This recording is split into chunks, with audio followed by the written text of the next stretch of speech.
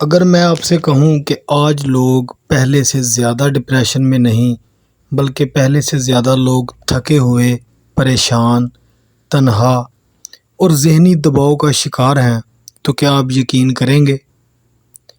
کیوں آج ہر دوسرا شخص کہتا ہے میرا دل نہیں لگتا، کسی کام میں مزہ نہیں آتا، میں بہت ٹینشن میں ہوں؟ کیا واقعی پوری دنیا ڈپریشن کی مریض بن چکی ہے، یا پھر ہماری زندگی میں کوئی ایسی چیز بدل گئی ہے جس نے ہمارے دماغ کو خاموشی سے قید کر لیا ہے؟ السلام علیکم ناظرین، علاج پوائنٹ کی ویڈیوز میں ایک بار پھر سے خوش آمدید۔ حقیقت یہ ہے کہ انسان کا دماغ لاکھوں سال تک ایک سادہ زندگی کے لیے بنا تھا، لیکن آج ہم جاگتے ہی موبائل دیکھتے ہیں، اپنی زندگی کا موازنہ ان لوگوں سے کرتے ہیں جن کی حقیقت ہمیں معلوم ہی نہیں ہوتی۔ سوشل میڈیا پر ہر شخص خوش، امیر اور کامیاب نظر آتا ہے، اور پھر ہمارا دماغ ہم سے سوال کرتا ہے اگر سب خوش ہیں تو میں کیوں نہیں؟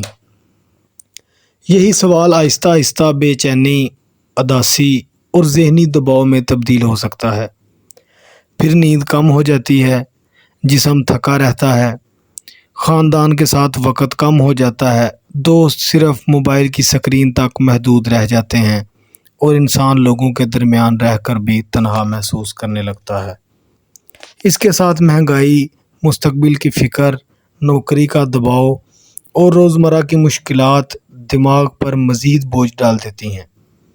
لیکن ایک اہم بات یاد رکھیں، ہر اداسی ڈپریشن نہیں ہوتی، ہر پریشانی ڈپریشن نہیں ہوتی، اور ہر برا دن ڈپریشن کی علامت نہیں ہوتا۔ اصل ڈپریشن وہ حالت ہے جس میں اداسی، نا امیدی، دلچسپی ختم ہو یا تھکن مسلسل کئی ہفتوں تک رہے اور ہر انسان کی روزمرہ زندگی متاثر ہونے لگے۔ شاید مسئلہ یہ نہیں کہ آج ہر انسان ڈپریشن کا مریض بن گیا ہے، مسئلہ یہ ہے کہ ہم ایسی زندگی گزار رہے ہیں جس میں سکون کم، موازنہ زیادہ ہے، اور حقیقت کم، سکرین زیادہ ہو گئی ہے۔ اپنے دماغ کو بھی اتنی ہی اہمیت دیں جتنی آپ اپنے جسم کو دیتے ہیں، کیونکہ خاموش ذہنی تھکن اکثر وہ زخم ہوتی ہے جو نظر نہیں آتی مگر انسان کو اندر سے کمزور کر دیتی ہے۔ اس طرح کی مزید ویڈیوز دیکھنے کے لیے میرے چینل کو فالو کریں۔ شکریہ۔